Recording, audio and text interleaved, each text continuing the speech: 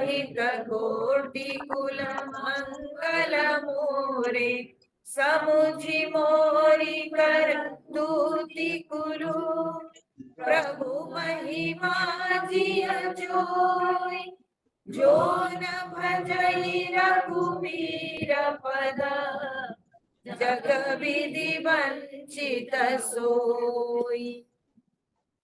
तो यहाँ पर देवता लोग बातें कर रहे हैं, भरत जी और निषाद राज के मिलन को देखकर बातें कर रहे हैं कि भगवान के नाम की इतनी महिमा है कि वो चाहे चांडाल हो, वो चाहे यवन हो, वो चाहे नीच से नीच व्यक्ति क्यों ना हो, लेकिन भगवान की भक्ति के स्पर्श से, राम के नाम के कारण ये सब तर गए, ये सब के सब भक्त हो गए, ये सब संसार में विख्यात हो गए।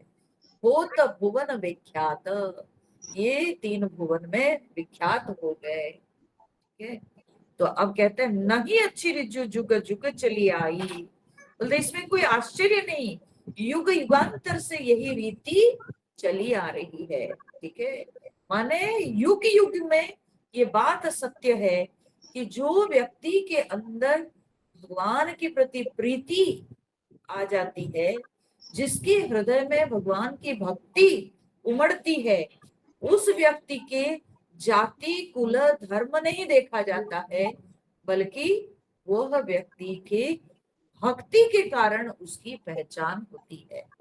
ठीक है, क्योंकि भक्ति के सामने जो है किसी व्यक्ति के नाम कुल गोत्र का महत्व नहीं है, बल्कि उसकी भक्ति ही उसकी पहचान है।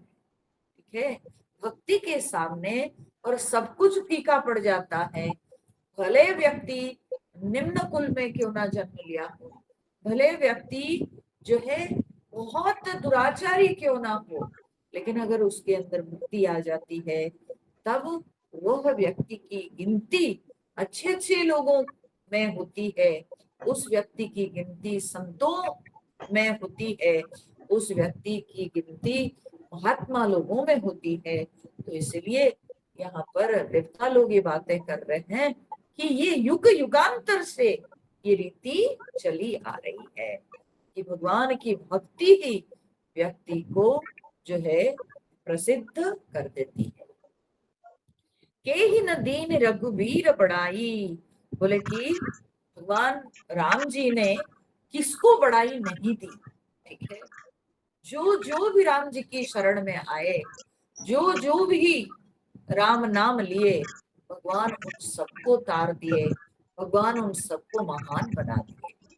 तो राम नाम महिमा सुर कहीं, सुनी सुनी अवध लोग सुख लहई। इस तरह से राम नाम की महिमा की चर्चा जब देवता लोग कर रहे थे, देवताओं की बातों को सुनकर अवधपुरवासी बड़े सुखी हो रहे थे।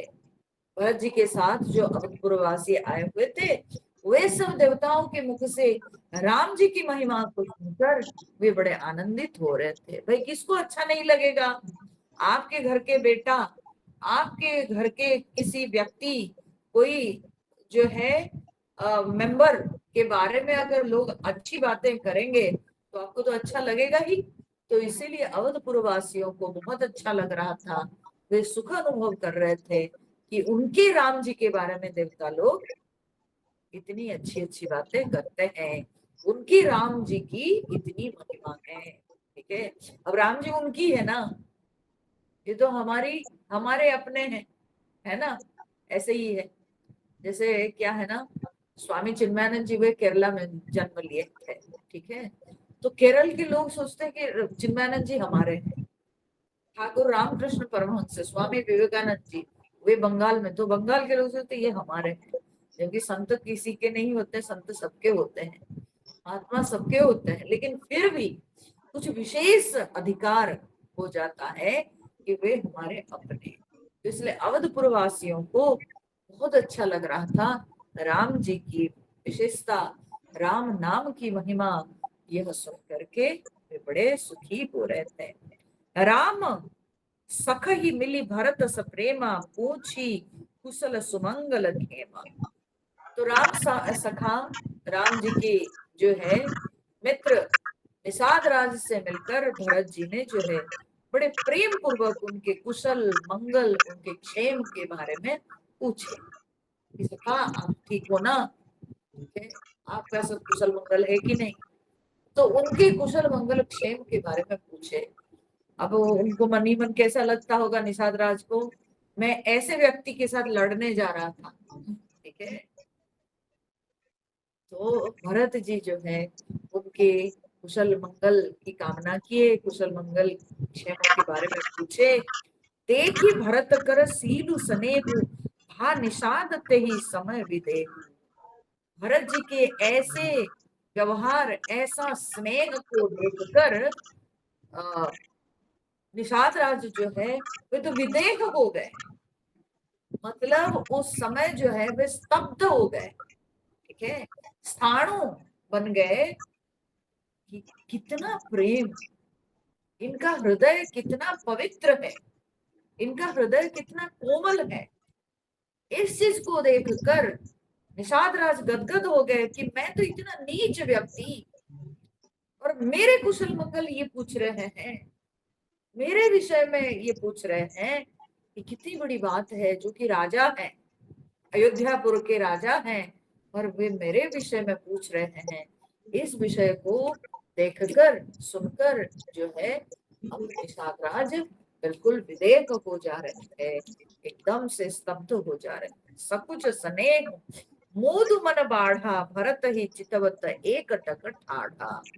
और बोलते हैं मन में संकोच प्रेम और आनंद में ऐसे विभोर हो गए थे निषाद कि वे भरत जी को बस टकटकी लगाए देखते रह गए, ठीक है, कि मैं क्या सोच रहा था इनके बारे में, लेकिन ये कैसे व्यक्ति निकले। तो इसलिए भरत जी को वे देखते रह गए और उनके हृदय में भी भरत जी के प्रति बहुत प्रेम उमड़ा, ठीक है। जैसे भरत जी ने निषाद राज के कुशल मंगल वार्ता पूछे तो निषाद राज के मन में भी भरत जी के प्रति बहुत प्रेम उमड़ा, ठीक है। तो इसीलिए उस प्रेम के कारण उत्कंठावश उनके मुंह से कोई बोली नहीं निकली और वे अपने आंखों को हटा नहीं पा रहे थे, उनको जो है टकटकी लगाए देख रहे थे, बस भरत जी को देखते जा रहे थे, देखते ही जा रहे थे, कुछ बोल नहीं पा रहे थे। धरी धीर जो पद बंदी बहोरी विनय सप्रेम करत कर जोरी। अब धीरे धीरे जो है धैर्य धारण करके पदबंदी बहोरी, फिर उन्होंने जो है भरत जी के चरण की वंदना करके विनय सप्रेम करत कर जोरी, भरत जी के चरणों की वंदना करके बड़े विनय पूर्वक उन्होंने हाथ जोड़ करके कहा, ठीक है। निषाद ने कहा कुशल मूल पद पंकज पेखी मैं तिहु काल कुशल निज लेखी। तो कहते हैं कि आपके चरण कमल का दर्शन करके, ठीक है, और जो चरण कमल की बोलते कुशल मूल, जो कि सारे मंगल कुशल के मूल है, वो आपके चरण कमलों का मैं दर्शन करके अब क्या है कि मैं तिहु काल कुशल निज लेखी, मैं मान लिया, मैं समझ लिया कि अब मेरा भी जो है बड़ा कुशल मंगल है, क्योंकि आपके पवित्र चरणों का दर्शन करके मैं मान लिया कि मेरा कुशल मंगल है। अब प्रभु परम अनुग्रह तोरे सहित कोटि कुल मंगल मोरे। बोलते हैं कि आपके परम अनुग्रह से, अब प्रभु परम अनुग्रह तोरे, बोलते हैं प्रभु आपके परम अनुग्रह से मैं मानता हूं कि मेरे करोड़ों कुल सहित सबके सब तर गए मंगल मोरे, ठीक है, मेरे करोड़ों कुल, एक दो नहीं, मेरे पता नहीं कितने पुरुष उद्धार हो गए, ठीक है, आपके चरणों का दर्शन करके। ये बहुत बड़ी बात है। देखिए भरत जी भी भक्त हैं, निषाद भी भक्त हैं, ठीक है। निषाद देख रहे हैं भरत जी की विनम्रता को, भरत जी देख रहे हैं निषाद की विनम्रता को, है ना। उभय के अंदर विनम्रता है, उभय के अंदर जो है भक्ति है, प्रेम है। उभय उभय के प्रेम को देख करके आश्चर्यचकित हुए हैं। तो यहाँ पर भरत जी की चरण वंदना करके निषाद राज कह रहे हैं कि प्रभु आपके चरणों का दर्शन करके मेरे करोड़ों कुल का उद्धार हो गया। मैं मानता हूँ कि सबका मंगल हो गया, केवल मैं नहीं बल्कि सबका उद्धार हो गया। समुझी मोरी कर तूति कुलु, प्रभु महिमा जिय जोई, जो न भजै रघुबीर पद, जग विधि वंचित सोई। और फिर कहते हैं निषाद राज बोलते कि मेरी करतूत, ठीक है, समुझी मोरी करतूती, मेरी करतूत और कुलु माने मेरा कुल को समझकर प्रभु महिमा जिय जोई, और भगवान की महिमा को मन में देख मैंने विचार करके। इसका अर्थ क्या है? बोलते मेरा कुल और मेरी करतूत, मेरा कुल और मेरी करतूत का अर्थ क्या है कि मैं निम्न कुल में जन्म लिया, और मेरी करतूत अर्थात क्योंकि मैं नीच कुल में जन्म लिया हूं तो इसलिए मेरा कर्म भी नीच ही होंगे। मुझसे क्या एक्सपेक्ट किया जा सकता है? मैं तो कोई बहुत ऊंचा कुल में जन्म नहीं लिया हूं, मैं कोई बहुत संस्कारी नहीं हूं, मेरी कोई शिक्षा दीक्षा ऐसी नहीं है।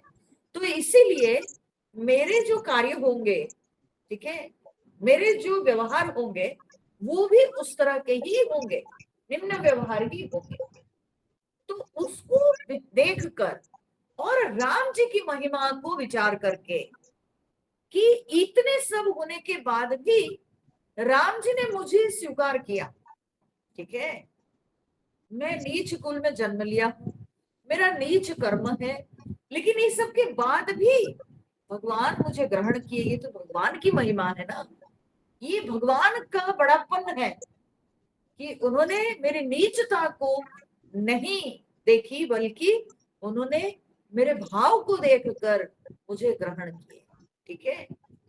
तो ये सबको विचार करके कि ये जो मैं एक दृष्टांत हूं लोगों के लिए, मैं एक दृष्टांत हूं कि नीच कुल में जन्म लेके शिक्षा दीक्षा से रहित होकर, संस्कार रहित होके भी भगवान की महिमा है कि भगवान मेरी नीचता को भूलकर मुझे भगवान ने स्वीकारा, मुझे भगवान ने ग्रहण किया। इसको विचार करके जो न भजई रघुबीर पद, जग विधि वंचित सोई। तो कहते हैं अगर वो जो व्यक्ति ये सबको विचार करके अगर वो भगवान के चरणों में या भगवान को भजन नहीं करता, रघुबीर पद न भजई, अगर राम जी के चरणों को वो भजन नहीं करता है तो जग विधि वंचित सोई, वो तो जगत में विधाता से जानो कि ठगा गया, ठीक है, वो ठगा गया वो व्यक्ति। कि इतना बड़ा दृष्टांत है लोगों के सामने, इससे बड़ा दृष्टांत और क्या हो सकता है? तो अगर भगवान मुझे स्वीकार सकते हैं तो कोई ऊंचे कुल का होगा तो उसकी तो क्या कहना, ठीक है, उसके विषय में क्या कहेंगे? अगर कोई ऊंचे कुल का होगा, संस्कारी होगा, जो है वो उसको अच्छी शिक्षा दीक्षा मिली होगी, तो उसके विषय में क्या कहेंगे? अगर मेरे जैसे नीच व्यक्ति को भगवान स्वीकार कर लिए तो कोई व्यक्ति ऊंचा कुल का होगा तो उसके विषय में तो कुछ कहना ही नहीं। तो इस दृष्टांत से अगर लोग समझ करके भगवान के चरणों में प्रेम नहीं करेंगे तो फिर तो जानिए कि वे तो ठगे गए। मनुष्य का जन्म तो मिला लेकिन वो भाव उनको भगवान दिए नहीं, विधाता उनको पूरी तरह से जो है ठग लिए। जो भाव देना चाहिए था वो भाव तो उनको दिए नहीं, खाली मनुष्य का शरीर दे दिए। इस तरह से वे विधाता से ठगे गए, ठीक है। कपटी कायर कुमति कुजाति लोक वेद बाहेर सब भांति। बोलते हैं मैं तो बड़ा कपटी, बड़ा कायर हूँ। जो अच्छे लोग होते हैं ना, ठीक है, ये भी अच्छे लोगों के, उदार व्यक्तियों की महिमा है कि कभी वे अपने विषय में ढिंढोरा नहीं पीटते हैं। ठीक है, मैं इतना अच्छा हूं, मैं महान हूं, ऐसे नहीं बोलते हैं। ये उनकी महिमा, ये उनकी विशेषता है। तो इसी कारण यहाँ पर निषाद राज कह रहे हैं, अपने विषय में जब वर्णन कर रहे हैं, तो सब दोष युक्त, अपने लक्षणों में सब जो है दोष ही दोष उनको नजर आता है, और वे दोष दिखाते हैं। बोलते हैं मैं रहा कपटी, मैं कायर, मैं कुमति माने कुबुद्धि, और कुजाति, मेरी जात भी अच्छी नहीं है। लोक वेद बाहेर सब भांति, लोक से और वेद के नीति के अनुसार, लोक नीति और वेद नीति के अनुसार मैं तो सब भांति बाहेर, हर प्रकार से मैं बाहर हूं। यानी कोई भी जो है मुझे अपने पास नहीं बुलाएगा, नहीं बैठाएगा, कभी भी कोई व्यक्ति मेरे नजदीक होना नहीं चाहेगा। अच्छे घर के लोग कभी मेरी नजदीक होना नहीं चाहेंगे। हम लोग हुए अस्पृश्य जात के लोग। वो कहना यही चाहता है, सब भांति बाहेर, मतलब हम हुए अस्पृश्य। ठीक है, हम आउटकास्टेड है। ठीक है, तो सब माने दुनिया में हम लोगों को लोग पास नहीं बैठाना चाहते हैं, छूना नहीं चाहते हैं, अस्पृश्य जाति के। तो मेरे अंदर कोई अच्छा गुण नहीं, लेकिन राम की न आप न जब ही ते भयो भुवन भूषण तब ही ते। और जिस दिन से लेकिन राम जी मुझे अपना लिए, उस दिन से हम भयो भुवन भूषण, उस दिन से हम तीन भुवन के भूषण बन गए, आभूषण हो गए। ठीक है, जगत में वही लोग आभूषण होते हैं जिनके हृदय में भगवान की भक्ति होती है, जिनके हृदय में भगवान के प्रति प्रीति होती है, वही मनुष्यों में आभूषण माने जाते हैं, अलंकार। ठीक है, वही अलंकार आभूषण माने जाते हैं। और सब लोग जो है वे केवल कहने के लिए मनुष्य हैं, लेकिन असलियत में जो मनुष्य जन्म का जो परम प्रयोजन है, जो मनुष्य जन्म का लक्ष्य है, जो मनुष्य जन्म का उद्देश्य है, उस उद्देश्य को वे चरितार्थ नहीं किए। ठीक है, मनुष्य जन्म पाकर भी अगर हम भगवान की शरण में नहीं आए, अगर हम भगवत तत्व को नहीं समझे, तब तो फिर हम अपने जन्म को गवाए। ठीक है, तो जिसने हरिनाम नहीं लिया मुख में, जिसकी हृदय में हरिभक्ति नहीं है, जिसकी आंखें कभी हरिरूप का दर्शन नहीं किया, जिसके मन में कभी हरिचिंतन नहीं हुआ, तो वो मनुष्य केवल शरीर से मनुष्य मात्र है, लेकिन वो मनुष्यों में नहीं गिना जाता। क्योंकि मनुष्य जीवन का यही उद्देश्य है कि वो परमात्मा को जाने, परमात्मा का स्मरण करे, परमात्मा की शरण में जाए, ईश्वर का नाम ले, ईश्वर का चिंतन करे। अगर ईश्वर से विमुख है कोई, तो फिर वो कैसा जन्म, वो तो अपना जन्म गवाया। तो इसीलिए यहाँ पर निषाद कह रहे हैं कि जब से राम मुझे ग्रहण कर लिए, उस दिन से मैं भुवन के भूषण बन गया। ठीक है, तो सब में मैं आभूषण के समान बन गया। देखी प्रीति सुनी विनय सुहाई, मिले बहोरी भरत लघु भाई। अब निषाद राज की प्रीति को देखकर बोलते हैं, और उनके सुंदर जो विनय को सुनकर, फिर भरत जी के जो छोटे भाई शत्रुघ्न जी, वे भी मिले। ठीक है, वे भी मिले निषाद राज के साथ। कही निषाद निज नाम सुबानी, सादर सकल जोहारी रानी। फिर निषाद ने अपने नाम बता करके तो वे सब रानियों से मिले और प्रणाम किए। ठीक है, सारी रानियों को अपने बार बार नाम बता करके कि मेरा नाम ये है, मैं यही का रहने वाला हूँ, मेरा कर्म ऐसा है, ये कह के अपना परिचय दे दे करके वो सब रानियों से मिला और सबको प्रणाम किया। जानी लखन सम देहि असीसा, और ये सब रानियां तथा जियो सुखी सय लाख बरीसा। बोले जितनी रानी सब थी, ये सब रानियां जो है ये सब के सब उनको आशीर्वाद देने लगी। कैसे दी? बोले लक्ष्मण के समान मानकर।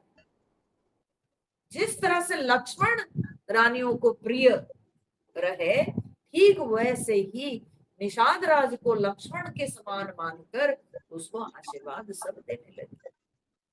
क्योंकि लक्ष्मण भी भगवान की सेवा में गए हुए हैं और इधर निषाद राज भी भगवान की सेवा उस तरह से किए हैं।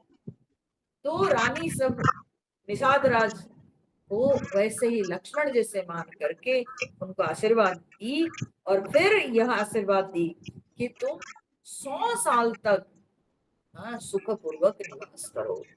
ठीक है, अरे लंबी आयु तुमको मिले। ठीक है, हालांकि ये जो राम जी के काल की बात कही जा रही है, उस समय के लिए 100 साल कुछ भी नहीं है ना। उस समय जो है 100 साल कुछ नहीं, क्योंकि जब दशरथ जी की आयु 60,000 साल तक रही, ठीक है, 60 या 66,000 ऐसा कुछ है। ठीक है, वाल्मीकि रामायण के अनुसार। तो तब के समय में 100 साल क्या। निरख निषादु नगर नर नारी, तो कहते हैं, पर यहाँ पर समझने वाली बात है कि 100 साल जब कहते हैं तो 100 साल का अर्थ संख्या में 100 नहीं। 100 कहने का अर्थ हमारे ज्योतिष शास्त्र के अनुसार 100 साल कहने का मतलब पूर्ण आयु। ठीक है, पूर्ण आयु, तुम भरपूर जियो। कहने का अर्थ है कि जीवन को तुम भरपूर अनुभव करो और पूरी तरह से जीवन को तुम जियो, पूरी आयु प्राप्त करो। वो चाहे उस समय में 100 माने 100% मान लीजिए। ठीक है, तो इसलिए यह नहीं कह सकते हैं कि 100 साल के मतलब है कि उस समय के अनुसार 100 साल तो इतनी छोटी बात हो गई, तो ये कैसा आशीर्वाद दिया। बोले नहीं, तुम जीवन को 100% जियो। ठीक है, पूर्ण आयु प्राप्त करो। ठीक है, तो निरख निषादु नगर नर नारी, भय सुखी जनु लखन निहारी। तो बोले नगर के भी जो स्त्री पुरुष सब थे, अयोध्यापुर के नर नारी सब, वे भी सब निषाद को देख करके ऐसे सुखी हुए मानो जैसे कि वे लोग लक्ष्मण जी को देख रहे हैं। ऐसे वो सबको लग रहा, सबके मन में यही भाव था निषाद राज को देखकर। ठीक है, कहीं लहे यही जीवन लाहू, भेटे राम भद्र भरी बाहु। और सब लोग कह रहे हैं, बोले जीवन का लाभ इसी को ही मिला। ठीक है, जीवन के लाभ इसी ने ही प्राप्त किया जिसको भेटे राम भद्र भरी बाहु, जिसको भगवान राम जी ने बाहु भुजाओं में लेकर के आलिंगन किए, वही सचमुच में पूरे जीवन का लाभ प्राप्त किया, है ना। यहाँ तक कि हो सकता है कि अयोध्यापुर वासियों को भी ऐसा सुख नहीं मिला होगा। ठीक है, इसीलिए वे सब आश्चर्य में पड़ रहे हैं, इसीलिए सबके सब गुणगान कर रहे हैं निषाद का कि सचमुच में इसको ही जीवन का लाभ मिला। सुनी निषाद निज भाग बढ़ाई, प्रमुदित मन लई चले उलेवाई। अब ये सब बातों को सुन करके निषाद बड़े आनंदित हो रहे थे, बहुत अपने भाग्य की बड़ाई सुन करके खुश हो रहे थे। और फिर यही सुनते सुनते बड़े आनंद मन से सबको वे ले चले। कहाँ ले चले? बोले ले चले जहां जहां सब हाँ, इनके लिए रहने की व्यवस्था करे होंगे, नहीं किए थे, अभी करेंगे, देखिए कैसे। बोले सनकारे सेवक सकल, चले स्वामी रुख पाई, घर तरु तरसर बाग बना, पास बनाए नी जाए।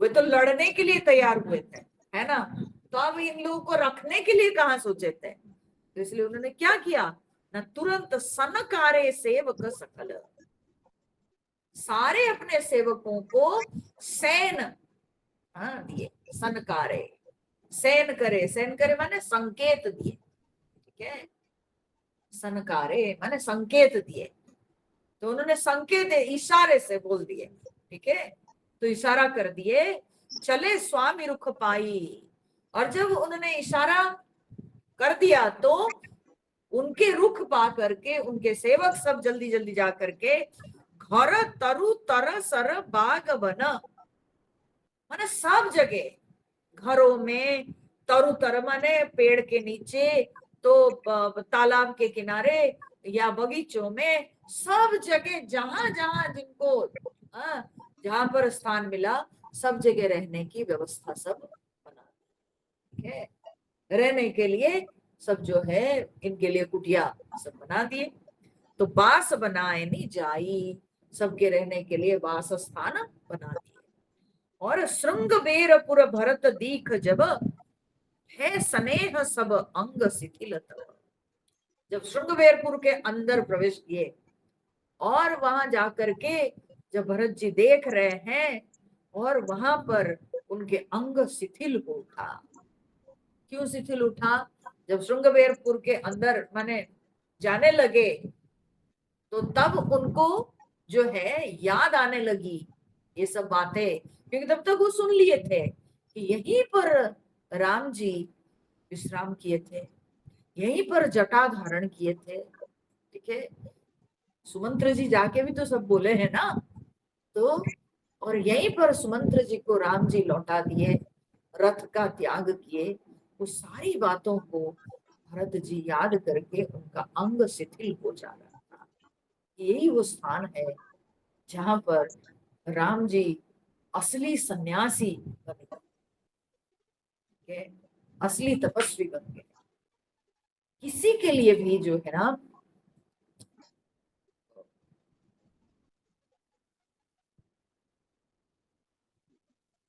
वो बहुत ही कष्टदायक होगा, क्योंकि उस स्थान में पहुंच करके भरत जी के सारे अंग वहां पर जो है स्थाणु हो गए होंगे, शरीर स्थाणु हो गया होगा, क्योंकि उनको ये सारी बातों को याद करके, जो मेरे भाई जिनको हमने राजकुमार के वेश में देखा था, वो कैसे दिखते होंगे, क्योंकि भरत जी तो नहीं देखे, वे कैसे दिखते होंगे, और यहीं पर अपने रथ को त्याग दिए, यहीं पर उन्होंने वड़ के जो है दूध मंगा करके अपने बाल में लगा के जटा धारण किए, और यहीं पर सुमंत्र जी को उन्होंने विदा कर दिया। तो इन सारी बातों को याद कर करके भरत जी का मन अब जो है भावुक हो जा रहा था, तो इसलिए का शरीर शिथिल हो जा रहा था। सोहत दिए निषाद ही लागू, जनु तनु धरे विनय अनुराग, तो कहते हैं कि निषाद के सहारा लिए, लागू मतलब निषाद के कंधे पर हाथ रख के, निषाद के सहारा लेके भरत जी चले, क्योंकि भरत जी का शरीर अब जो है ना शिथिल हो जा रहा था, जैसे कि भरत जी और चल नहीं पा रहे थे, भरत जी इतने भावुक हो गए थे, भरत जी के शरीर में कोई जान नहीं थी, जैसे कि उनको लग रहा था यही वो स्थान है जहां राम जी सबसे अलग हो गए। तो इसी कारण से भरत जी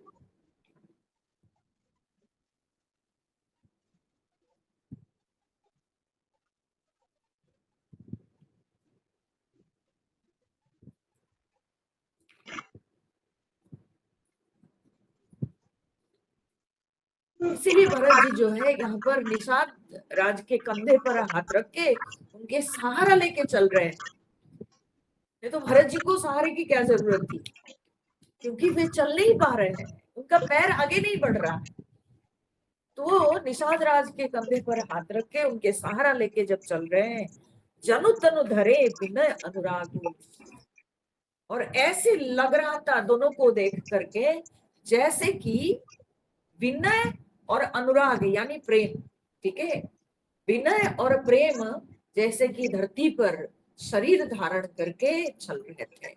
तो निषाद हुए विनम्रता के, विनय के जो है प्रतीक, और प्रेम के प्रतीक है भरत जी। तो इस प्रकार से विनय और प्रेम जैसे कि लग रहा था कि शरीर धारण करके चल रहे थे और इस तरह से आगे बढ़ रहे थे। यही विधि भरत सेनु सब संगा, दीख जाई जग पावनी गंगा। इस तरह से भरत भरत जी जो है सारे सेना को साथ में लिए हुए तब जगत को पवित्र करने वाली गंगा माता का दर्शन किए। दीख जाई जग पावनी गंगा, राम घाट कह कीन प्रणामो, हा मनु मगनु मिले जनु रामू। फिर वहां पर पहुंच करके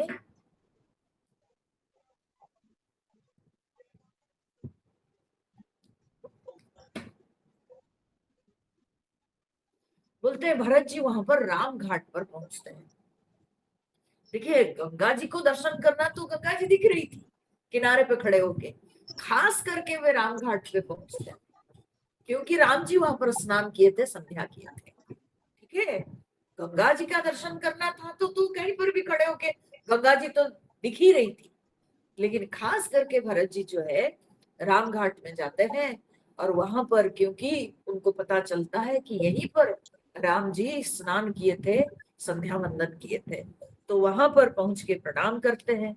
हा मनु मगनु मिले जनु रामू, उनका मन ऐसा मग्न हो गया वहां पर कि लगा जैसे कि राम जी मिल गए। उस स्थान पर पहुंच के उनको लगा जैसे कि राम जी मिल गए। इतने खो गए भरत जी, ऐसे राम प्रेम में मग्न हो गए, ऐसे राम जी के स्मरण में मग्न हो गए कि उनको लगा कि जैसे कि वे राम जी से मिल रहे थे। करहि प्रणाम नगर नर नारी, मुदित ब्रह्ममय बारी निहारी। तो उनके साथ जो उनके नगर वासी सब आए हुए थे, अयोध्या वासी आए हुए थे, वे सब के सब गंगा माता का दर्शन करके, गंगा जी का दर्शन करके सब के सब गंगा जी को प्रणाम किए। मुदित ब्रह्ममय बारी निहारी, क्योंकि गंगा जी के जो जल है वो ब्रह्ममय है। क्यों ब्रह्ममय है? क्योंकि वामन भगवान के अंगूठा के नाखून के स्पर्श से जो है वो गंगा जी निकली हुई है।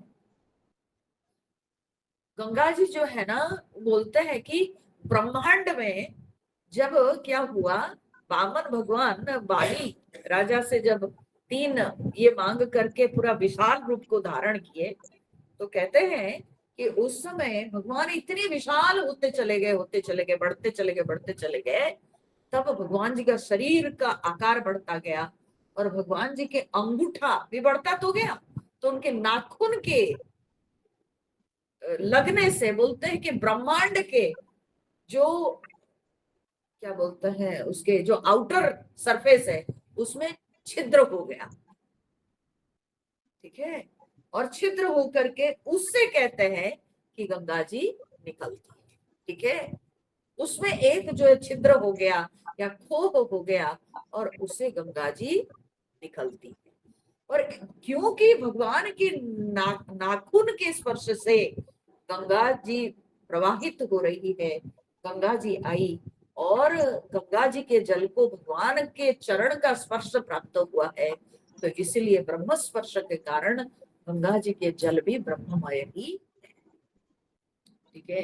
गंगा जी के जल भी ब्रह्ममय है। इसीलिए हमारे सनातन धर्म में लोग गंगा जी के जल को मस्तक में स्पर्श करते हैं, पान करते हैं। मरने वाला भी पान करता है, जीने वाला भी पान करता है। पवित्र करने के लिए भी गंगा जल का ही हम लोग प्रयोग करते हैं। हर कार्य में गंगा जल का प्रयोग होता है। तो गंगा जी का जल जो है वो ब्रह्ममय है, पवित्र जल है। तो उस ब्रह्ममय वारी को दर्शन करके अयोध्या के नर नारी सब प्रणाम करने लगे। करी मज्जन मागही कर जोरी, रामचंद्र पद प्रीति न थोरी। और सारे अयोध्या पुरवासी वहां स्नान किए और स्नान करके जो है सबके सब हाथ जोड़ करके यह प्रार्थना किए। तो क्या प्रार्थना किए ना, रामचंद्र पद प्रीति न थोरी, हम लोगों में राम जी के चरणों में प्रेम कभी कम ना हो, अर्थात बहुत अधिक हो। भगवान के चरणों में हमारा प्रेम बहुत अधिक हो, कभी हमारा प्रेम कम ना हो। भरत कहे उस सुरसरी, तब रेणु सकल सुखद सेवक सुर धेनु। भरत जी ने भी वहां पर स्नान किए और करके कहते हैं, हे माँ सुरसरी, हे माँ गंगे, तब रेणु सकल सुखद, तुम्हारा तुम्हारी रेणु, तुम्हारी ये जो माने तट के जो रज है, गंगा तट के जो रज है, वो भी सकल सुखद, वो सारे सुख प्रदान करने वाली, और सेवक सुर धेनु, और भक्तों के लिए तो कामधेनु के समान है। ठीक है, गंगा तट के रेणु भी किसी को लग जाए तो उसका भी जो है जीवन धन्य हो जाता है। और सचमुच में कहते हैं भरत जी की वो तो कामधेनु के समान है कि व्यक्ति जो चाहे सो प्राप्त कर सकता है। जोरी पानी बर मागऊ एकु, सिय राम पद सहज सने। बोलते हैं कि हाथ जोड़ करके मैं यही वर मांगता हूँ। भरत जी मांग रहे हैं, बोले मैं हाथ जोड़ करके हे माँ गंगे, मैं यही वर मांगता हूँ कि सिय राम पद सहज सने, सीता राम जी के चरणों में मेरा हमेशा सहज प्रेम बना रहे, स्वाभाविक प्रेम बना रहे। कभी भी मेरे मन में सीता राम जी के चरणों के प्रति जो प्रेम है वो कभी कम ना हो। ठीक है, ऐसा मेरे अंदर प्रेम हो। यही विधि मज्जन भरत करी, गुरु अनुशासन पाई। इस तरह से भरत जी स्नान करने के पश्चात गुरु के अनुशासन पाकर, गुरु की आज्ञा पाकर, मातु नहानी जानी सब। और जब उनको पता भी चल गया कि माता सब भी नहा ली, तेरा चले लवाई, सबके सब डेरा की ओर चले। ठीक है, सबको ले चले, भरत जी सबको ले चले डेरा की ओर। डेरा की ओर माने सबकी जो व्यवस्था की गई थी जहां रहने के लिए, वहां सबको ले चले।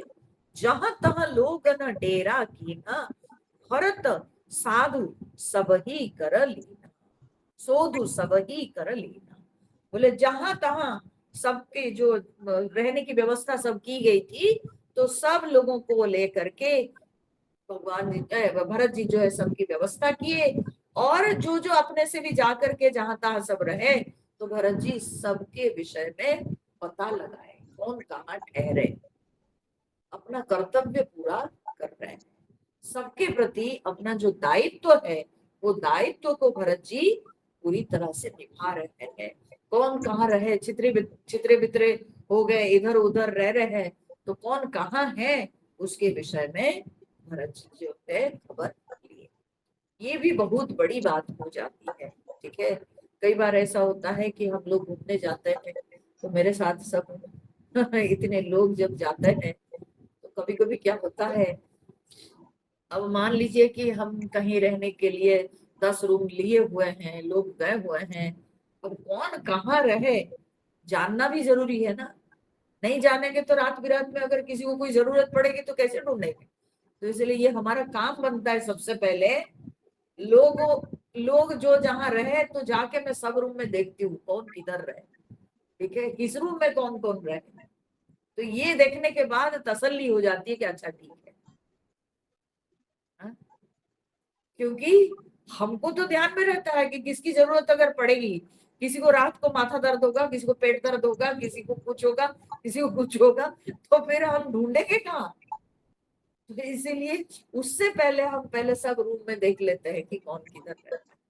उसी प्रकार से भरत जी जो है दायित्व तो निभाते हैं कि वो भरत जी के संग सब आए हुए हैं, और राजा होने के नाते या जो है मुखिया होने के नाते। ठीक है, तो इसलिए भरत जी सब लोगों सबका देख रहे हैं, राजा तो नहीं हुए लेकिन मुखिया होने के नाते भरत जी जो है सबका देख रहे हैं कि कौन किधर सब है। सुर सेवा करी आय सुपाई, राम मातु बही गे दो भाई। अब उसके बाद बोलते हैं सुर सेवा करी। सुर सेवा माने देवता की पूजन करके, ठीक है। गंगा जी में स्नान करके आने के बाद देव पूजन किए भरत जी, ठीक है, देवता का पूजन किए। और देवता के पूजन करके आयसु पाई अर्थात आज्ञा पाकर उन्होंने जो है राम मातु पही गे दो भाई, राम जी के माता माने कौशल्या जी के पास दोनों भाई जाके पहुंचे, ठीक है। अब यहाँ पर एक बात ध्यान देना, यहाँ पर भरत जी के अंदर कैसे, देखिए भरत जी के गुण कैसे। भरत जी यहाँ पर मुखिया होने के नाते प्रजाओं के प्रति जो उनका प्रेम है वो भी दिख रहा है ना। प्रजाओं को छोड़े नहीं, अपनी प्रजाओं की भी देखभाल कर रहे हैं। अच्छा, मातृभक्ति स्पष्ट दिखाई पड़ रही है। गुरु भक्ति, गुरु के अनुशासन पा करके गुरु जैसे जैसे बता रहे हैं वैसे वैसे कर रहे हैं। तो गुरु भक्ति, मातृभक्ति, प्रजा हाँ के प्रति जो उनकी प्रीति, वो सब कुछ स्पष्ट रूप से दिख रहा है। सब कुछ को एक साथ भरत जी पूरा कर रहे हैं, ठीक है। ये सारे लक्षण भरत जी में दिखाई पड़ रहा है। तो ये भरत जी की विशेषता है, ये भरत जी की महानता है कि वो कोई भी कार्य को छोड़े नहीं। जैसे भगवान राम जी है वैसे ही राम जी के समान भी भरत जी के अंदर भी गुण है।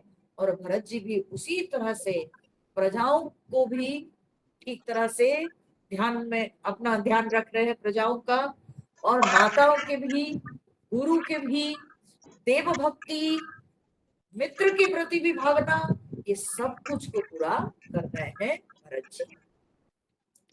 चरण चापी कही कही मृदुबानी, जननी सकल भरत सनमानी।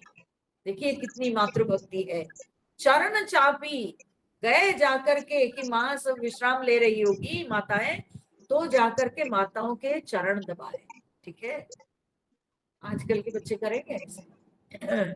कोई शादी ब्याह होने के बाद बहुत कम लड़के करते हैं, बहुत कम लड़के करेंगे, लेकिन करते हैं, बहुत कम करते हैं, पर आजकल देखने को नहीं मिलता है, ठीक है। और वो भी पत्नी रहेगी अगर तो असंभव है, ठीक है।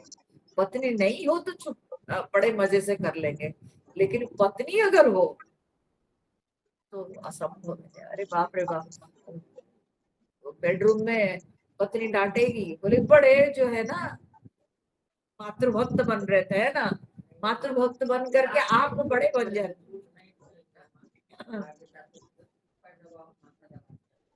बड़ी अच्छी बात है, भाग्यवान है वो लोग जिन लोगों को इस तरह के अपने पुत्र से ऐसे जो है ऐसी सेवा प्राप्त होती है, वे बड़े भाग्यवान हैं।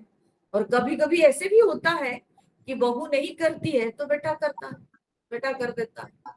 तो बहू नहीं करती है तो बहू के काम को जो है बेटा निभाता है, बेटा पूरा करता है, ऐसा है। लेकिन भरत जी के अंदर स्वतः ऐसा प्रेम है। और यहाँ पर जो है क्योंकि माताएं सब दूर से आई हुई है, थकी हुई है, तो भरत जी जाकर के माताओं के चरण दबाते हैं। कहीं कहीं मृदु वाणी, और वो भी धीरे धीरे जो है कोमल वाणी बोलते हुए माताओं की चरण दबा के सेवा कर रहे हैं। जननी सकल भरत सनमानी, और भरत जी ने सारे माताओं को जो है सत्कार किया। और उसके बाद भाई ही सौंपी मातु सेवकाई, फिर माताओं की सेवा को उन्होंने अपने छोटे भाई शत्रुघ्न को सौंप दिया। कुछ देर उन्होंने सेवा की, उसके बाद अपने भाई शत्रुघ्न को दे दिए, बोले चलो तुम भी करो, ठीक है। तो शत्रुघ्न को सौंप कर वे कहाँ गए, बोले आप निषाद ही लीन बुलाई। उनका मन तो छटपट हो रहा है, ठीक है। उनको जब जब से ये बात की पता चली है यही राम जी ठहरे हैं, यही राम जी का विश्राम स्थल ये रहा, तो इसीलिए माताओं की सेवा को अपने छोटे भाई शत्रुघ्न को सौंपकर खुद निषाद ही लीन बुलाई, निषाद को बुला लिए, ठीक है, और बुला करके चले सखा कर सो कर जोरे। तो सखा निषाद राज के साथ हाथ पकड़ के रखे, माने हाथ मिलाए हुए भरत जी उनके साथ चले। शिथिल शरीर स्नेह न थोरे, और प्रेम तो कुछ कम नहीं है, उनके हृदय में प्रेम उमड़ रहा था और शरीर शिथिल हो रहा था। जब जब वे वो राम जी के जो जो सब स्थान थे, विशेष स्थान सब थे, जहां जहां राम जी कुछ कुछ किए थे, अपने कुछ काम किए थे, तो वहां वहां पहुंचकर भरत जी का शरीर शिथिल हो जा रहा था, ठीक है। तो वे निषाद राज के हाथ से हाथ मिलाए हुए इसलिए चले और पूछत सखी, तब अपने सखा निषाद से पूछ रहे हैं, बोलते सो ठाऊ देखाऊ नेकु नयन मन जरा न जुड़ाऊ। तो कहते हैं कि आप जो है मुझे वही ठाऊ, ठाऊ मतलब ठाव, ठाव मतलब क्या होता है स्थान, ठीक है, स्थान। तो बोले कि वही स्थान आप दिखाइए जहां जी जो जो स्थान को देखकर नयन मन नेकु, माने हमारी आंख और मन शांत हो जाए, नैन और मन ठंडा पड़ जाए। आप जो इसके अंदर जो जलन है, मन के अंदर जो पीड़ा है, जो जलन है, आंखों में जो तरस है, ठीक है, वो ठंडा पड़ जाए। आप हमको वो स्थान सब दिखाइए लेकर। तो जहां सिय राम लखन निसि सोए, कहत भरे जल लोचन होए। जहां सीता जी, राम जी, लक्ष्मण जी रात को सोए थे, ठीक है, जो स्थान पर, वो जगह देखते ही कहत भरे जल लोचन कोए, ऐसे कहते ही, ठीक है, कि यही जगह में वो सोए थे और ये जगह में सोए थे, ऐसे कहते ही तो कहते हैं भरत जी के आंखों के कोनों से जो है आंसू बहने लगे। अब उनका जो है हृदय फटने लगा, क्योंकि उनको लगा यहाँ पर सोए थे जो राम जी, जो सीता जी की सैया में कितने मणि जड़े हुए थे, उनकी सैया में कितनी सुंदर सैया, जो अयोध्यापुर में निवास कर रहे थे, कितने सुखपूर्वक, हाँ, वे विश्राम लेते थे, आज वे यहाँ पर जमीन पर सो रहे थे, ऐसे स्थान पर सो रहे थे। तो इसलिए भरत जी के आंखों के कोनों से आंसू आने लगे। लोचन कोए भरत वचन सुनी भयो विषादु, तुरत तहां लई गयो निषादु। तो कहते हैं भरत जी के वचन सुनकर निषाद जी को भी बड़ा विषाद हुआ, ठीक है, उनको भी बड़ा दुख लगा, लेकिन वे क्या कर सकते थे, ठीक है।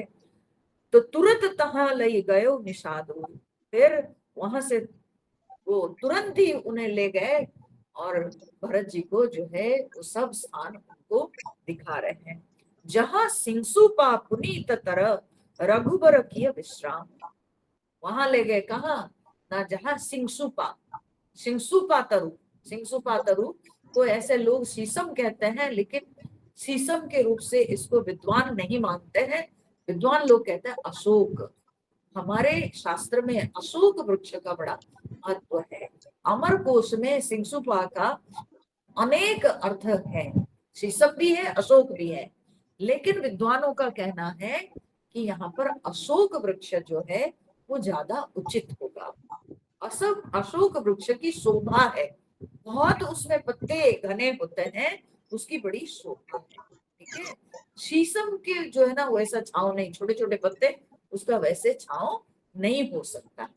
तो इसलिए यहाँ सिंसुपा तरु का अर्थ अशोक ही होना चाहिए। तो कहते हैं जहां सिंसुपा पुनीत तरह, माने पवित्र, सिंसुपा अर्थात पवित्र अशोक तरु, अशोक वृक्ष जहां था, वहां निषाद राज उनको लेके गए। क्यों इसको पवित्र तरु कहा गया? क्योंकि इसके नीचे भगवान बैठे थे। ठीक है, इसी के नीचे बैठे थे, इसी के नीचे विश्राम किए थे भगवान। ठीक है, तो ये जो स्थान है इसको राम चौरा, श्री राम चौरा आज के समय में इसी नाम से ये जाना जाता है।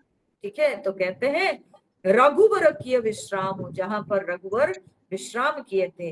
अति स्नेह सादर भरत कीन्हे दंड प्रणाम, और बहुत स्नेह आदर पूर्वक जो है भरत जी वहां पर दंडवत प्रणाम किए, वो स्थान पर दंडवत प्रणाम किए। वो जो स्थान, ये सब जो स्थान जहां जहां राम जी रुके हुए थे, विश्राम किए थे, बैठे थे, संध्या वंदन किए थे, ये सब स्थान भरत जी के लिए इतना महत्वपूर्ण क्यों है? क्योंकि ये सब राम जी के स्मारक है, ये सब राम जी के स्मरण कराते थे। ठीक है, ये सब भगवान के स्मारक है। इन स्थानों पर भगवान आए थे, भगवान चरण रखे थे, भगवान की लीला हुई, और भगवान स्वयं यहाँ पर जो है पहुंचे हुए थे। तो इसलिए ये सब श्री राम के स्मारक है। तो इसीलिए भरत जी, जो कि भगवान राम जी के अति प्रिय होने के कारण, भरत जी को वो सब स्थान में राम जी की याद आने लगी, और भरत जी के लिए वे सारे स्थान बड़े महत्वपूर्ण थे।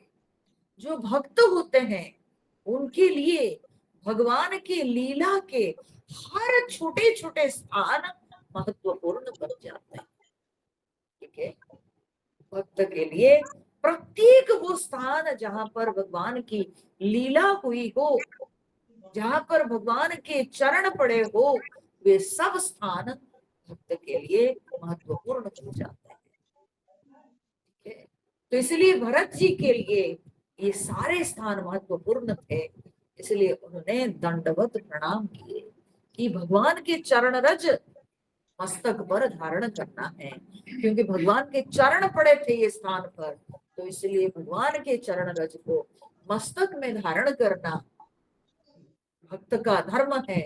तो वहां पर पहुंच करके इसलिए भरत जी दंडवत प्रणाम कर रहे थे। कुस साथरी निहारी सुहाई कीन प्रणाम प्रदक्षिण जाई, और वहां पर कहते हैं कि कुसों की जो सुंदर साथरी, ठीक है, जो बैठने का जो आसन बना हुआ था, तो कहते हैं वो सुंदर कुश की साथरी को देख करके, उसको प्रणाम करके, प्रदक्षिणा करके उसके प्रणाम किए भरत जी। मैंने सब स्थान पर वे प्रणाम कर रहे हैं, प्रत्येक छोटी छोटी वस्तु, प्रत्येक स्थान जहां पर भी भगवान चरण रखे थे भरत जी के लिए, वो सारे स्थान, वो सारी वस्तुएं महत्वपूर्ण हो गई। तो इसलिए उस आसन की प्रदक्षिणा करके वहां प्रणाम किया। ठीक है, एक बार की बात है, इस बात से मेरे को याद आती है, एक बार क्या हुआ कि कोई एक आश्रम में हम गए हुए थे, एक फॉरेनर कोई वे आए हुए थे, ऐसे ही घूम रहे थे, वो देख रहे थे। तो हमने कोई एक महात्मा की समाधि, उसकी प्रदक्षिणा करके फिर वहां पर प्रणाम किए। तो वो पूछते हैं, ऐसे ही हमको पूछ रहे हैं, बोले कि ये तो वो मरे थे, हाँ, तो यहाँ पर आप इतने जो है उसको प्रदक्षिणा बार बार बार बार घूम घूम करके उसको नमस्कार करने की क्या जरूरत है? हाँ, हमने कहा महात्माओं की जो सिद्धि, महात्माओं की जो तपशक्ति, तो वो हर वो स्थान में महसूस होती है जो स्थान में महात्मा लोग अपने चरण रखे हो, महात्माओं की लीला हुई हो, वो सब स्थान बड़े जो है पावरफुल हो जाता है, उसमें वाइब्रेशन होता है। तो उसको वही लोग फील करते हैं जिनके मन में प्रेम हो, जिनके मन में ऐसा सम्मान हो, वे फील कर सकते हैं। तो जो एक साधारण व्यक्ति जो समझता नहीं हो, तो उसको क्या लगेगा, अरे काय के लिए सब जगह माथा टेकना है। आप ये समझो, भरत जी के इस व्यवहार से इस बात को समझो। राम जी के हर एक छोटी छोटी चीज को वे नमस्कार कर रहे थे, प्रणाम कर रहे थे। क्यों, क्या वो नहीं सोच सकते थे एक बार तो मैं कर लिया हो गया, है ना, क्या बार बार मेरे को झुकना है। जितने बार हम झुकते हैं उतना भगवान का प्रेम हृदय में उमड़ता है, भाव बनता, ठीक है। और उनके अंदर तो सहज भाव था, बनावटी नहीं, सहज भाव था। अपने आप नतमस्तक हो जा रहे थे, अपने आप उनका सिर झुक रहा था। उनके लिए वो भार नहीं था, प्रणाम करना एक क्रिया मात्र नहीं था। अगर प्रणाम करना उनके लिए एक क्रिया मात्र होता तो उससे थकान हो जाएगा, वो एक भार लगेगा। लेकिन जब सहज रूप से अपना मस्तक झुक जाता हो तो वो फिर जो है वो प्रेम का लक्षण होता। तो भरत जी का सिर अपने आप झुक जा रहा था, और जहां जहां जो जो भी राम जी से संबंधित वस्तुओं को वे देख रहे थे, उन उन वस्तुओं को वे स्वतः प्रणाम करते चले जा रहे थे। तो इसलिए इस कुश आसन की प्रदक्षिणा करके वे प्रणाम किए। चरण चरण रेख रज आखिन लाई, बनई न कहत प्रीति अधिकाई। और चरण चिन्हों के रज को उन्होंने आंखों में लगाए, और ऐसी उनकी प्रीति बढ़ने लगी कि जिसको बोला नहीं जा सकता। गोस्वामी जी कह रहे हैं उसका वर्णन नहीं कर सकते। फिर क्या हुआ, ना कनक बिंदु दुई चारिक देखे। ऐसे देखते देखते वहां पर उन्होंने क्या देखा, उस जो साथरी की प्रदक्षिणा करके प्रणाम किए, तो वहीं पर भगवान विश्राम किए थे, वहीं पर जो है सोए थे। तो उस आसन के पास उन्होंने देखा कि दो चार छोटे छोटे सोने के कण, ठीक है, सोने के कण, जो कि हो सकता है माँ सीता जी के अलंकार आभूषण से कुछ छोटे सोने के कण टूट के गिर गया हो, या उनके जो है वस्त्र से गिर गया हो। तो ऐसे जो है उनको कुछ छोटे छोटे सुवर्ण कण दिखाई पड़े, सोने के बिंदु, मतलब एकदम सोने का कण, ठीक है, वो छोटे छोटे जो है उनको दो चार दुई चारिक देखे, दो चार ऐसे सोने के कण उनको दिखाई पड़े। राखे शीस सीय समलेखे, उसको उन्होंने सिर पे ऐसे लगाए जैसे कि सीता जी के समान ही उसको मान करके उन्होंने जो है मस्तक लगाए। सजल विलोचन हृदय गलानी, उनके आंखों में आंसू आ गई, हृदय में बड़ी ग्लानी कि इनके यह कष्ट, ये जो उस आसन पर ये लोग जमीन पर सोए हुए थे, विश्राम किए थे, तो ये इन लोगों की इस दशा का मैं ही कारण। तो इसलिए उनके हृदय में ग्लानि थी, ठीक है, और हृदय में प्रेम भी था, आंखों में आंसू आ गई। कहत सखा सन बचन सुहानी, इस भाव के साथ भरत जी जो है बड़े सुंदर वचन उन्होंने सखा को बोले। तो उन्होंने क्या कहा, बोले श्रीहत सीय बिरह दुतिहीना। तो कहते हैं ये जो सोने का कण है ये बड़ा श्रीहीन लग रहा है, दूतिहीना, अर्थात इसमें तो लगता है जिसकी इसका प्रकाश कहीं चला गया है, ठीक है, ऐसे श्रीहीन लग रहा है। क्यों, क्योंकि सीय बिरह, ये सीता जी से जो अलग हो गया, इस सीता जी के अंग में रह करके इसका प्रकाश था, सीता जी के अंग में जब तक था तब तक इसकी शोभा थी, ये सीता जी के अंग से बिछुड़ गया इसलिए ये श्रीहीन हो गया, ठीक है, इसकी कोई प्रकाश नहीं, इसकी कोई शोभा सौंदर्य नहीं। जथा अवध नर नारी विलीना, जिस तरह से अयोध्या के नर नारी राम के भाव में विलीन हो गए, ठीक उसी प्रकार से ये सब के ये सारे भी जो कण सब है वैसे ही लग रहे हैं। में, सीता जी के विरह में ये भी सब के सब श्रीहीन हो गए। ठीक है, जैसे अयोध्या के नर नारी राम के विरह में सब खो गए, खोए हुए हैं, सब के सब दुबले पतले हैं, बड़े दुखी सब हो गए हैं। ठीक उसी प्रकार से ये सुवर्ण कण भी ऐसे ही लग रहे हैं। पिता जनक देहु पटतर के ही करतल भोग जोग जग जेही। बोलते हैं अयोध्या जो सीता जी के पिता जनक जी, जिनके समान कौन हो सकते हैं, उनकी उपमा किसकी, उनको कैसी उपमा दी जा सकती है। ठीक है, जो कि करतल भोग जोग जग जेही। तो बोलते हैं जिनके करतल, जिनकी मुट्ठी में योग और भोग दोनों थे। ठीक है, इनकी मुट्ठी में योग और भोग जनक जी दोनों में निपुण थे। ठीक है, दोनों उनको प्राप्त थे, भोग भी प्राप्त था उनको और योग भी प्राप्त था। जिनके पिता ऐसे हैं उनको कैसी उपमा दी जा सकती है वो जनक जी को। तो बोले वो जिनके पिता थे, और फिर ससुर भानुकुल भानु भुआलु। तो बोलते हैं ससुर जिनके राजा दशरथ जी, जो कि सूर्य वंश के सूर्य थे, और जही सिंहात अमरावती पालू। बोलते हैं कि जिनसे ईर्ष्या करते थे अमरावती के पालक इंद्र। ठीक है, इंद्र जिनकी ईर्ष्या करते थे वो दशरथ जी जिनके ससुर थे। प्राणनाथ रघुनाथ गोसाई, जिनके प्राणनाथ, जिनके स्वामी स्वयं रामचंद्र जी हैं। जो बड़ा होत सो राम बड़ाई।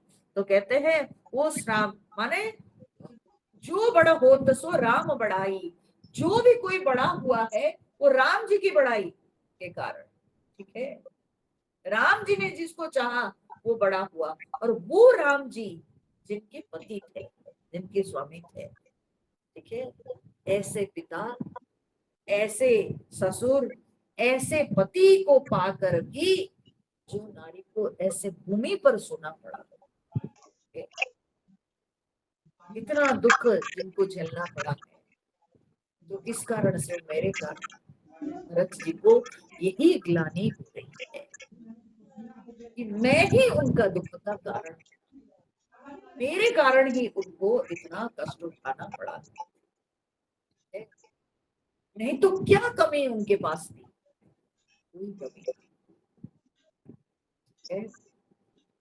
ये जो है भरत जी की चिंता है, भरत जी के मन के दुख इसी कारण से है। तो कहते हैं कि पति देवता सुतीय मणि सीय साथरी देखी, विहरत हृदय न हरिहर भविते कठिन विशेष। बोलते हैं कि पति देवता सुतीय मणि, बोलते हैं उन श्रेष्ठ पतिव्रता स्त्रियों में शिरोमणि। ठीक है, वो सीता जी सीय साथरी देखी, वो सीता जी की साथरी को देखकर, ठीक है, वो पतिव्रता नारियों में शिरोमणि श्रेष्ठ सीता जी के साथरी को देखकर विहरत हृदय न हरि हर। हम लोग जैसे बोलते हैं ना, जब कोई चीज को देख करके बड़ा दुख होता है, हम कहते हैं हे भगवान मेरा हृदय क्यों नहीं फट जाता। ठीक है, तो यहाँ पर भरत जी कहते हैं हे हर, ठीक है, हे शंकर, विहरत हृदय न हरि, मैंने हाहाकार करके, हरि मैंने हाहाकार करके, हरा कर हृदय क्यों नहीं फट गया, क्यों नहीं ये हृदय फट जा रहा है। विहरत पविते कठिन विशेषी, लगता है मेरा ये हृदय जो है, पबी माने वज्र, बोलिए वज्र से भी बड़ा कठिन है मेरा हृदय, ये फट नहीं जा रहा है। ऐसे सीता जी के सैया को देखकर, जमीन पर कुश की सैया पर वे सोई थी, इस माने उनके आश्रय स्थली को देखकर क्यों मेरा हृदय नहीं फट जा रहा, मैं ही उनके दुख का कारण बना, मेरे कारण ही उनको इतना कष्ट उठाना पड़ा। और मेरा हृदय क्यों नहीं फट जा रहा है हे विधाता, लगता है मेरा हृदय वज्र से भी बहुत कठिन है। तो इस प्रकार से भरत जी राम जी के सीता जी के स्मरण करके बड़े भावुक हो जा रहे हैं। राम जी सीता जी को स्मरण करके बड़े दुखी हो रहे हैं।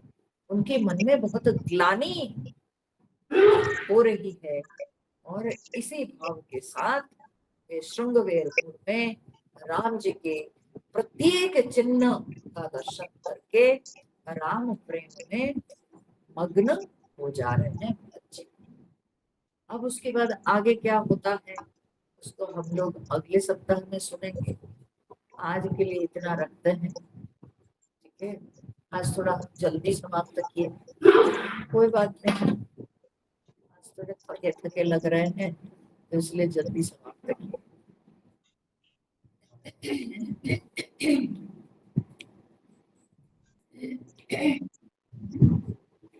सब कुछ प्राप्त होके भी कभी कभी देखिए भाग्य क्या चीज होता है। हाँ, विधाता का खेल कैसा, दैव का खेल कैसा होता है। किसी के पिता धनी होते हैं लेकिन उनको ऐसा ससुराल नहीं मिलता। कोई स्त्री के बारे में हम कह रहे हैं, कभी कभी कोई कोई स्त्री ऐसी होती है कि पिता के घर में बड़े सुसंपन्न थे, लेकिन ससुराल में ऐसी संपन्नता प्राप्त नहीं होती है, ठीक है। किसी किसी को पिता के घर में गरीबी देखने को मिली लेकिन पति के घर में संपन्नता प्राप्त हुई, ठीक है। किसी किसी के घर में, किसी किसी पत्नी आई मीन स्त्री के भाग्य में ऐसा होता है कि पिता संपन्न, ससुर भी संपन्न, लेकिन पति कुछ वैसे जो है होनहार ना हो, ठीक है। ऐसे भी होता है, वो भी एक बड़ा दुख होता है। लेकिन सीता जी के पास कोई अभाव नहीं, उनके पिता भी संपन्न रहे, ससुर भी संपन्न रहे, पति भी संपन्न रहे, इसके बाद भी उनके जीवन में जो है ये कष्ट देखने को मिला। तो इसलिए दैव का नियम को समझना बड़ा कठिन है। व्यक्ति को इस बात को हमेशा स्मरण रहना चाहिए कि जब दैव की गति विपरीत होती है तो सब होते हुए भी जो जीवन में कष्ट आना है वो आता ही है और वो कभी भी किसी के साथ हो सकता है। इस बात को भूलना नहीं चाहिए कदापि। कभी कभी क्या होता है जब हमारे जीवन में संपन्नता प्राप्त होती है तब हम लोग इतने अहंकार अभिमान के वश हो जाते हैं कि हम भूल जाते हैं ये जो माने क्या बोलते हैं गूढ़ बात को लोग भूल जाते हैं। तो जब हम रामायण पढ़ते हैं तो इससे यही सीखने को मिलता है कि भूलना नहीं चाहिए कि दैव की गति ऐसी है, सब होते हुए भी वो सबको व्यक्ति भोग नहीं सकता है, वो सबको व्यक्ति भोग नहीं सकता। सीता जी के पिता इतने जो है क्या बोलते हैं संपन्न गृहस्थ रहे, ठीक है, समृद्ध गृहस्थ रहे, और फिर ससुर भी वैसे ही रहे, पति भी रहे, फिर भी वो तो वन देखना था, पति साथ थे, यही केवल एक उनके लिए अच्छी बात थी, पति के साथ। उसमें भी फिर विपरीत स्थिति आई। 14 साल के वनवास के अंतिम है समय में आकर के 1 साल फिर उनको रावण के यहाँ, तो आप सोच लीजिए कि कितने कष्ट से सीता जी गुजरी। तो इसको दैव के विपरीत होना नहीं कहेंगे तो और क्या कहेंगे, है ना। तो जब दैव विपरीत हो जाते हैं तब व्यक्ति कहीं का नहीं रहता है, सारे बल उसके जो है उस समय फेल हो जाते हैं। तो ये बात को याद रखना चाहिए। जब हम रामायण का अध्ययन करते हैं, इन्हीं बातों को स्मरण करना है। चलिए, भगवान की कृपा। हरि ओम नारायण। श्री राम जय जय राम, श्री राम जय जय राम, श्री राम जय जय राम, श्री राम जय जय राम, श्री राम जय जय राम, श्री राम जय जय राम, श्री राम जय जय राम, श्री राम जय जय राम, जय सीताराम, जय हनुमान। बोलिए सियावर रामचंद्र भगवान की जय, पवन सुत हनुमान की जय, उमापति महादेव की जय। बोलो भाई सब संतन की जय। ओम पूर्णमद पूर्णमिदं पूर्णात् पूर्णमुदच्यते, पूर्णस्य पूर्णमादाय पूर्णमेवावशिष्यते। ओम शांति शांति शांति। हरि ओम। श्री गुरुभ्यो नमः। हरि ओम।